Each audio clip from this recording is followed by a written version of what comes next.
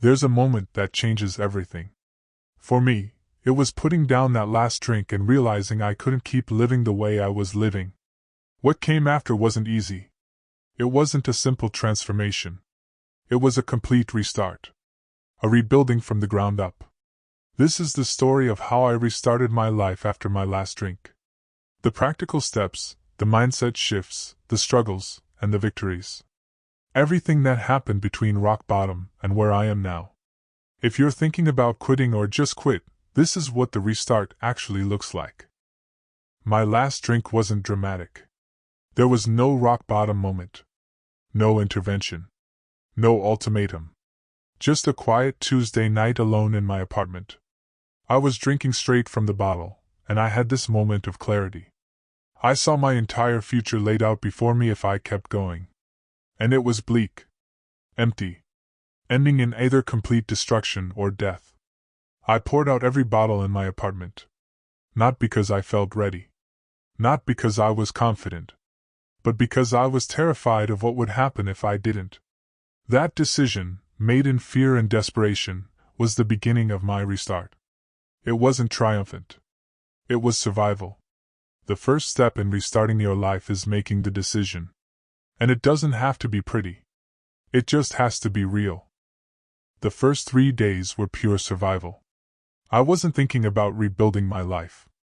I was just trying to get through each hour without drinking. The withdrawal was brutal. Shaking, sweating, nausea, anxiety. My body was screaming for alcohol. My brain was lying to me, telling me I'd made a mistake. I called a crisis line twice. I took cold showers.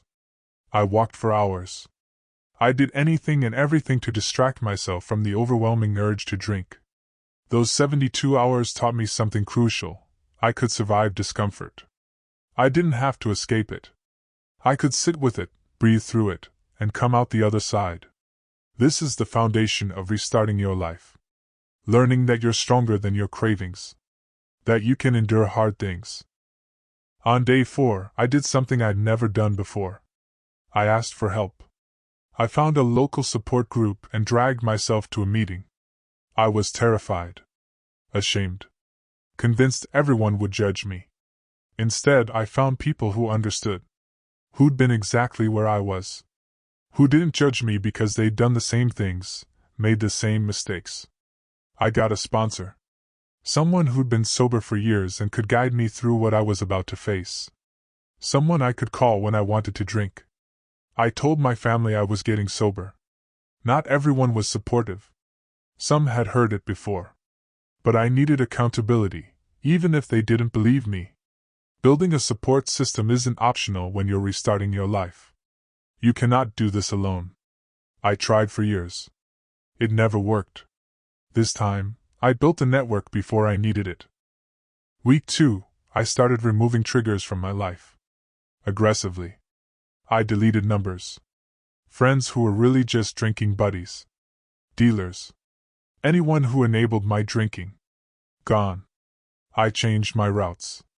Avoided streets with bars I used to frequent. Took different ways to work. Made my world smaller temporarily to make it safer. I threw out or gave away anything associated with drinking.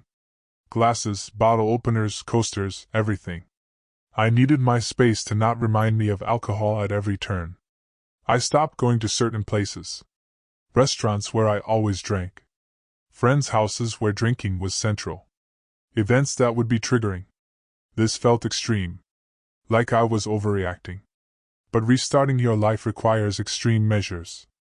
You can't build something new in the environment that supported the old you. The hardest part of early sobriety was having too much time and not knowing what to do with it. I used to spend hours drinking or recovering from drinking. Now I had all this empty time. And if I didn't fill it with something, I'd fill it with drinking. So I created new routines. Rigid, structured routines that left no room for the old patterns. Morning routine: wake up, shower, coffee, walk. Every single day. No matter how I felt. This gave my mornings structure. Evening routine: gym, dinner, read or watch something, bed. Specific times. Specific activities. No variation until it became automatic. I filled my weekends with activities. Volunteering. Classes. Projects. Anything to keep me busy and away from drinking situations. These routines felt robotic at first. Inauthentic. But they created a framework for my new life. And eventually, they became natural. Around week 3, the emotional floodgates opened. And I was not prepared. Years of numbed emotions came pouring out. Grief, anger, shame, fear, sadness. All at once. Overwhelming and intense. I cried more in those few weeks than I had in years. Over everything. Movies. Memories. The fact that I was sober. Random moments of beauty. The anger was explosive. I was furious at myself, at my addiction, at the time I'd lost. I punched walls. Screamed in my car. Raged at the unfairness of it all. I started therapy. Not because I wanted to, but because I knew I couldn't process all of this alone. I needed professional help to deal with what I'd been running from. Learning to feel emotions without drinking through them is essential to restarting your life. You can't build something real on a foundation of numbness. My body was destroyed. Years of drinking had taken a serious toll. And rebuilding my physical health became a priority. I started with the basics. Eating regular meals. Drinking water. Getting sleep. Things I'd neglected for years. I began exercising. Nothing extreme. Just walking at first. Then light jogging. Then more. Movement helped with anxiety. Gave me goals. Made me feel capable. I went to doctors. Got checkups. Blood work. Faced the damage I'd done. My liver enzymes were elevated but not irreversible. My blood pressure was high. I had vitamin deficiencies. I started treating my body with respect. Taking vitamins. Eating vegetables. Caring about my health for the first time in years. Physical health and mental health are connected. As my body healed, my mind cleared. I had more energy. More capacity to handle the emotional work of recovery. This was one of the hardest parts of restarting my life. Facing the people I'd hurt. I made a list. Everyone I'd wronged, betrayed, let down, or hurt while drinking. It was long. Painfully long. I started reaching out. Some people accepted my apologies. Were willing to give me another chance. Those conversations, while difficult, were healing. Some people weren't ready to forgive. Some said they needed time. Some told me they didn't want to hear from me. I had to respect that. Not everyone has to forgive you for you to move forward. Some people were gone.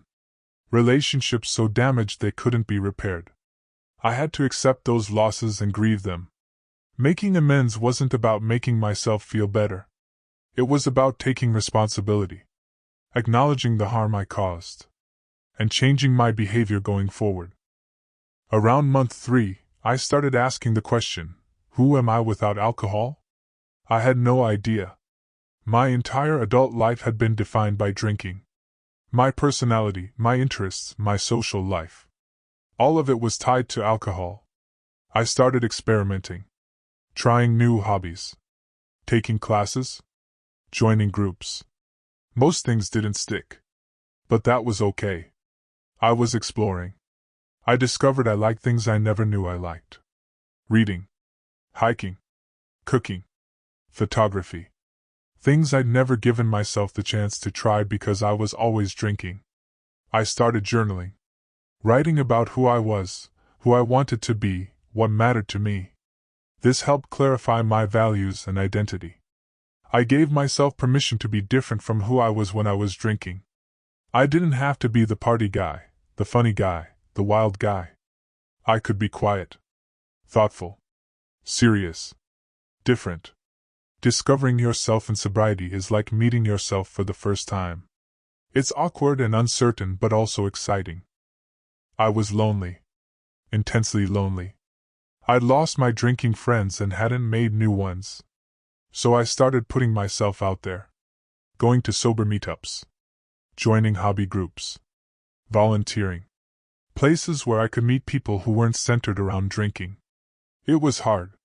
I felt awkward. I didn't know how to make friends as an adult sober person. Small talk felt excruciating. But I kept showing up. Consistently. To the same places. Seeing the same people. And slowly, friendships started forming. These friendships were different. Deeper. More authentic. Based on shared interests and values, not just shared drinking. I also maintained some old friendships. The ones who supported my sobriety. Who adjusted their behavior to include me. Those friendships grew stronger. Building new friendships takes time. Months, sometimes years. But having real connections is essential to restarting your life. Humans aren't meant to be isolated. Work was complicated. I'd been unreliable for years. Late. Hungover. Underperforming. People noticed. Getting sober, I had to rebuild my professional reputation. Show up consistently. Perform well. Be dependable. The first few months were hard. My brain wasn't working at full capacity. I was exhausted.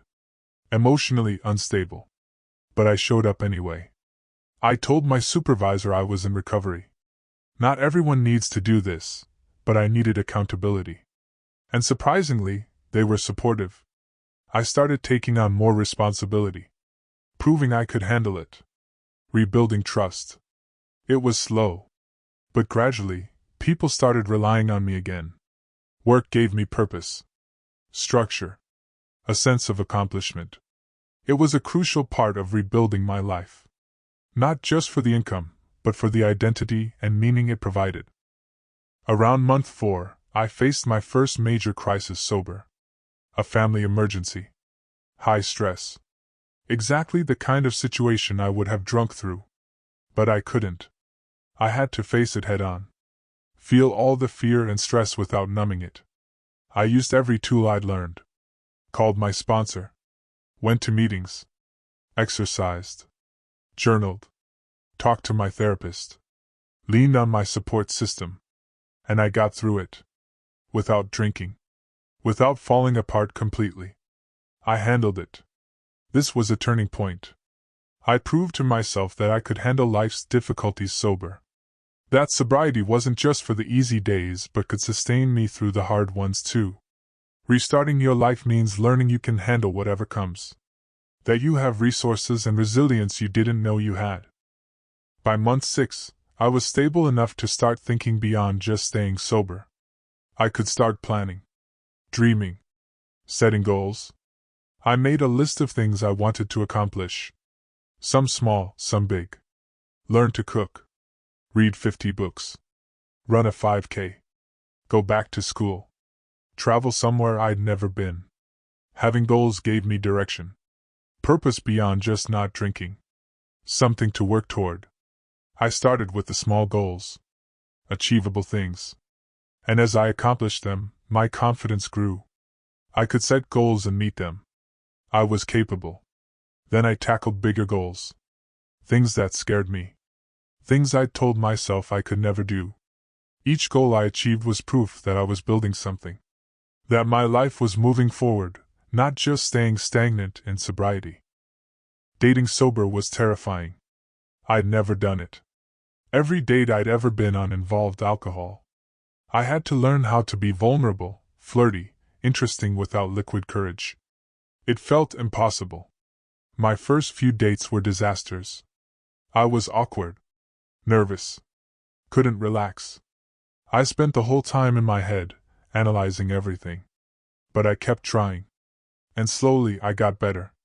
I learned that being nervous was okay. That being authentic was more attractive than being drunk confident. I had to be honest about my sobriety. Some people weren't interested in dating someone who didn't drink. That was fine. Better to know early. I met someone who respected my sobriety. Who didn't care that I didn't drink. Who liked me for who I actually was. Learning to date sober taught me I could be intimate and vulnerable without alcohol. That I was enough as I was. Hey, if this video is helping you in any way, I'd really appreciate if you could hit that like button and subscribe. But more than anything, please leave a comment. Share some hope, some encouragement, some love. Not just for me, but for everyone watching who needs to hear it. Hitting 1 year sober was surreal. 365 days. The longest I'd been sober since I started drinking. I celebrated. Not with alcohol, but with the people who'd supported me. My sponsor. My support group. My family. The friends who stuck around. I reflected on how much had changed. Physically, I was healthier. Mentally, I was clearer. Emotionally, I was more stable. My life looked completely different. But I also recognized how much work was left. 1 year wasn't the finish line. It was a milestone on an ongoing journey. I renewed my commitment. Not just to sobriety, but to this new life I was building. To continuing to grow. To not getting complacent. That first year is about survival and stabilization. Building the foundation. The years after are about building the life.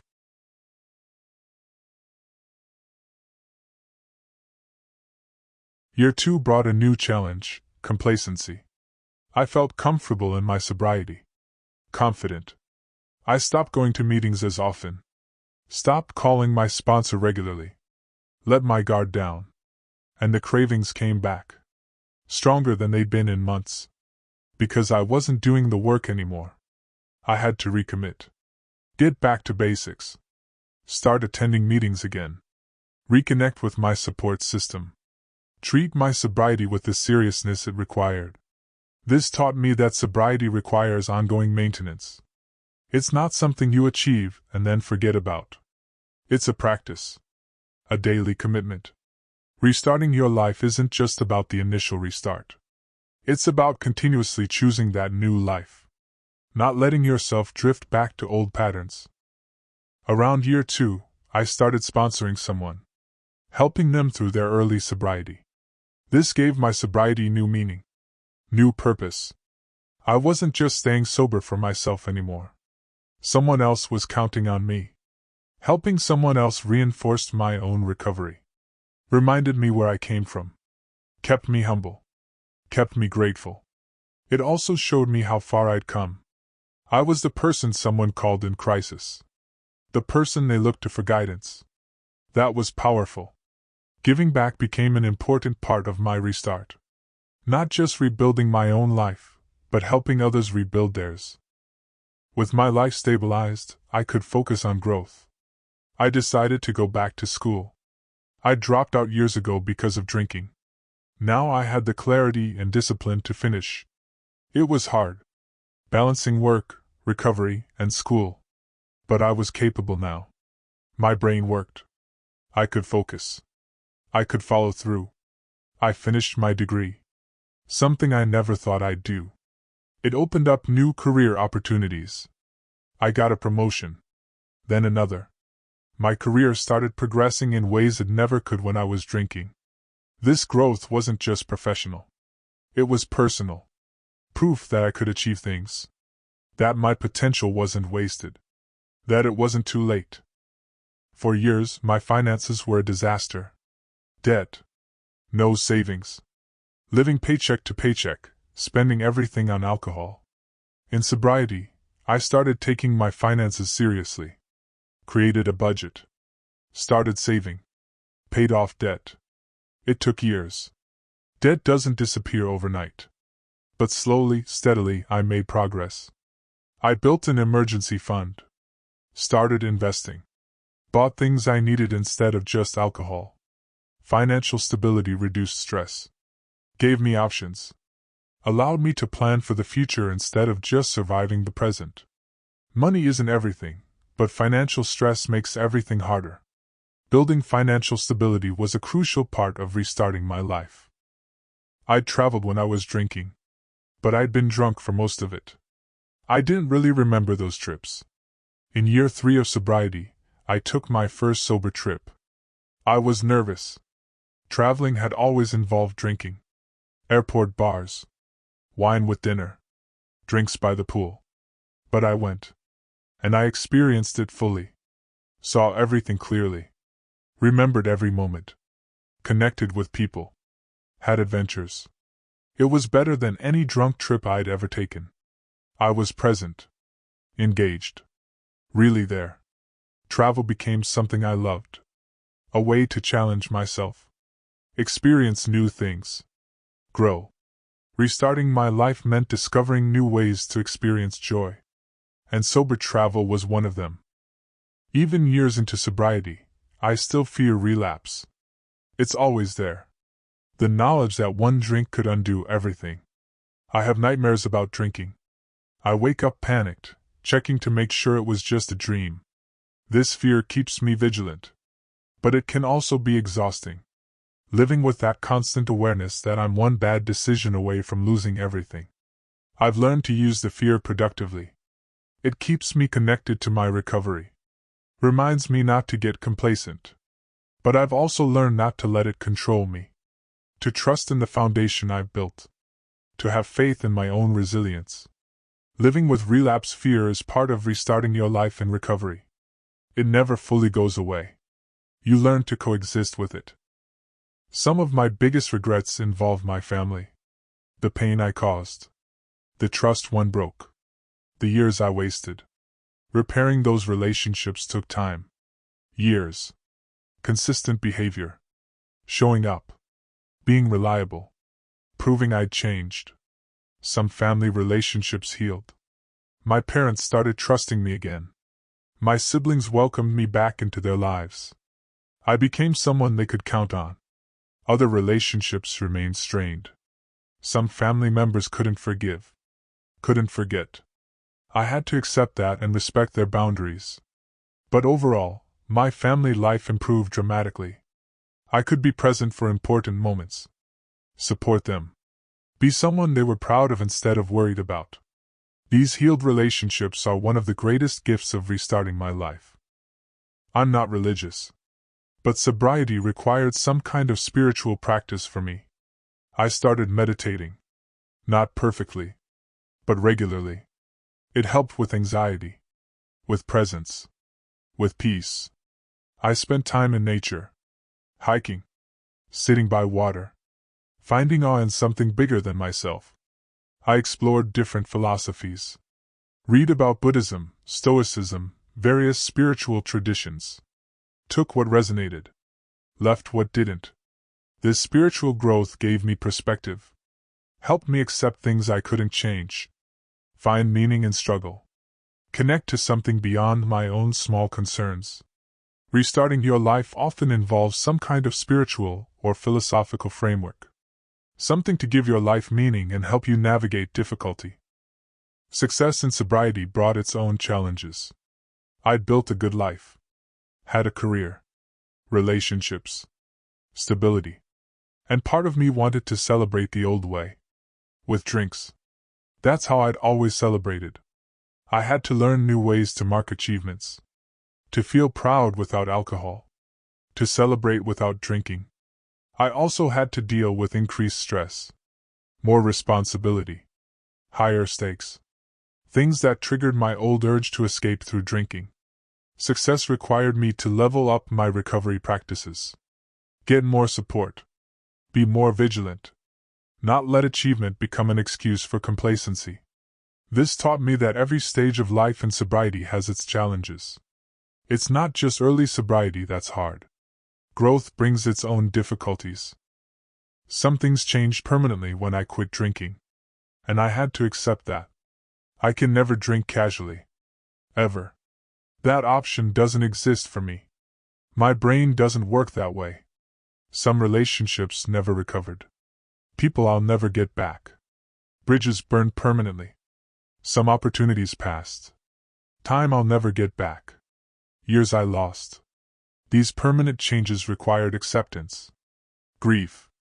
Letting go of the life I might have had if things had been different. But acceptance freed me. Stopped me from dwelling on the past. Allowed me to focus on building the future. As my life stabilized, I wanted to contribute something meaningful. Leave some kind of positive impact. I started volunteering more. Using my skills to help organizations I cared about. I mentored people. Shared my story. Tried to help others avoid or escape the struggles I went through. I worked on projects I cared about. Not just for money, but for meaning. This sense of contribution gave my life deeper purpose. Made my sobriety about something bigger than just myself. Restarting your life includes figuring out how you want to contribute. What legacy you want to leave. How you want to make a difference. I'm years into sobriety now. My life is unrecognizable from where I started. But I'm not done. Restarting your life isn't something you complete. It's ongoing. I'm still learning. Still growing. Still discovering new things about myself. Still working on my recovery. There are still hard days. Still cravings occasionally. Still challenges. But I have tools now. A foundation. A life worth protecting. The restart never really ends. You keep building. Keep growing. Keep choosing sobriety and all that comes with it. Looking at my life now compared to my last drink, it's night and day. I have genuine relationships. People who know the real me and love me anyway. I have a career I'm proud of. Purpose. Direction. Goals. I have hobbies. Interests. A life outside of just surviving. I have peace. Real peace. Not the absence of problems, but the capacity to handle them. I have myself. My self-respect. My integrity. My potential. This life wasn't given to me. I built it. Brick by brick. Day by day. Choice by choice. Restarting my life after my last drink was the hardest and best thing I've ever done. And every day, I keep building on that foundation. If you're thinking about restarting your life, know that it's possible. Hard, but possible. If you're in the middle of it, keep going. Every day you're building something. Even when it doesn't feel like it. And listen, if this video resonated with you, if you felt seen or understood in any way, I'd be deeply grateful if you could take a moment to like and subscribe. But honestly, what would mean even more to me is if you could leave a comment.